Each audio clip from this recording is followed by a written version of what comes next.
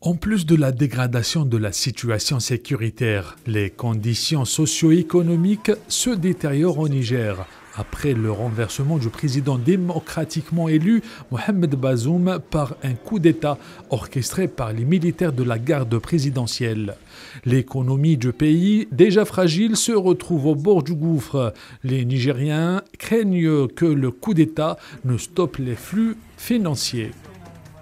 Nous, notre souci, c'est surtout les bailleurs de fonds, puisque d'après notre retour d'expérience, généralement quand il y a un coup d'État dans un pays, les bailleurs de fonds refusent ou bien, disons, ils obtempèrent un peu sur leur façon d'aider le pays financièrement. Donc nous croyons que cela puisse arriver à notre pays. Donc ce que nous souhaitons, c'est que la situation soit rétablie au plus vite possible. Donc c'est vraiment notre souhait.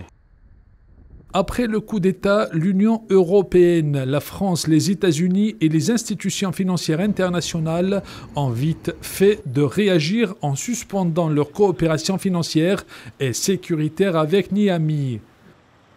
Les projets de développement qui sont financés par l'Union européenne, Banque mondiale, FMI et autres, ils vont être arrêtés. Les aides budgétaires qu'on donne au Niger vont être arrêtées. Donc je ne sais pas à combien cela peut se situer, mais ce qui est sûr, je sais que si nous prenons vraiment la mesure de la situation, nous, la population du Niger et les dirigeants qui sont venus, donc nouvellement arrivés, on peut juguler cette situation et sortir la tête haute.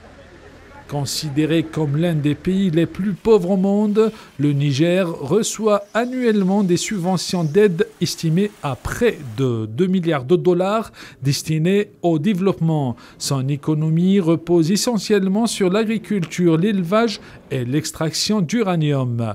Le coup d'État opéré par la garde présidentielle n'est pas pour arranger une situation économique déjà dans le rouge.